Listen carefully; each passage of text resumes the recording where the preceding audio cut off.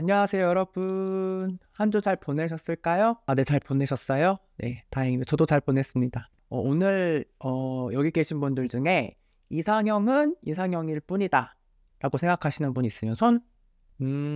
다 대부분 그렇게 생각하시네요. 그래서 오늘 왜 이런 질문을 했냐면요. 여러분도 한번 상상해 보세요. 아니면 주변 사람들 한번 봐보세요. 연애, 결혼한 상대를 보면 과연 그분들의 이상형이었을까요? 뭐 그러신 분들도 있겠죠. 제가 본 분들은 보통 본인이 갖고 계신 이상형과 다소 거리가 먼 분들과 연애, 결혼을 하시는 분들을 종종 봤거든요. 그래서 왜 그러는 걸까? 그래서 좀 궁금하기도 해서 한번 가져와 봤습니다. 그럼 시작할게요. 솔로였을 때를 한번 생각해 보자고요.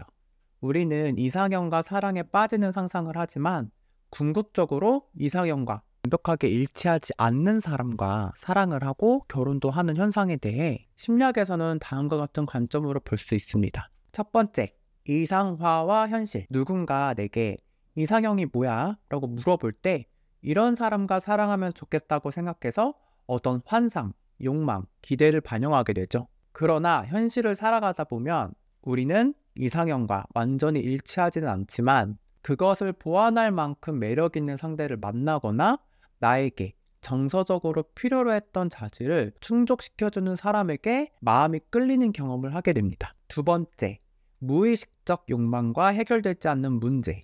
심리학에서는 이상형을 선택하는 기준에는 어린 시절 해결되지 않는 경험이나 관계에서의 패턴과 같은 무의식 영향을 받을 수 있다고 말합니다. 그렇기 때문에 개인은 과거의 익숙한 관계를 극복하거나 재현하기 위해 무의식적으로 부모나 간병인 같이 과거 익숙한 관계 패턴을 닮은 파트너에게 매력을 느끼게 되는 거죠. 세 번째, 진화적 관점. 진화적 관점에서 볼 때 우리 인간은 동반자를 선택할 때 복합적 요인에 의해 결정합니다. 이상형은 우리가 바람직하다고 생각하는 자질을 나타낼 수 있지만 누군가와 결혼하기로 결정할 때 사회적으로 안정적인지, 적합한지, 혹은 장기적인 유대감을 가질 수 있는지와 같은 이러한 고려사항도 작용하는 거죠. 네 번째, 개인의 성장과 타협. 사랑하는 것과 관계를 맺는 것들에는 개인의 성장과 타협이 포함됩니다. 우리는 누군가와 시간을 보내고 더 깊은 관계를 발전시키면서 관계의 초기에는 알지 못해 기대하지 않았던 부분들에서 의외의 감동을 받고 감사하게 될 수 있습니다. 그렇기 때문에 연애 혹은 결혼 상대로 개인의 우선순위와 선호도는 시간이 지남에 따라 변할 수 있는 거죠. 그래서 결론은 이상형은 이상형일 뿐 개인의 경험과 상황에 따라 사랑하는 상대가 다양해질 수 있다는 거네요. 그럼 이상형과 연애를 해본 사람과 안 해본 사람의 차이는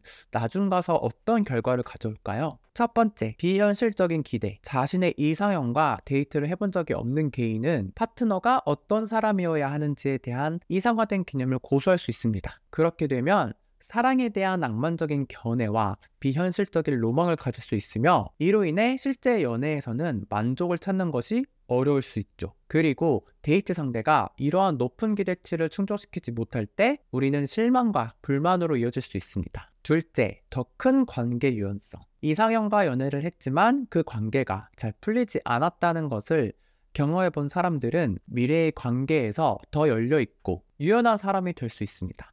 그들은 자신의 이상형과 일치하는 사람을 찾는 것보다 관계에서 더 중요하게 보아야 하는 부분들이 있다는 것들을 인식할 수 있게 된 거죠. 이러한 유연성은 상대방의 다양한 매력을 이해하도록 도울 수 있습니다. 반대로 이상형은 아니지만 잘 풀리지 않은 경우에는 자기 반성과 개인적 성장의 기회가 될 수 있겠죠.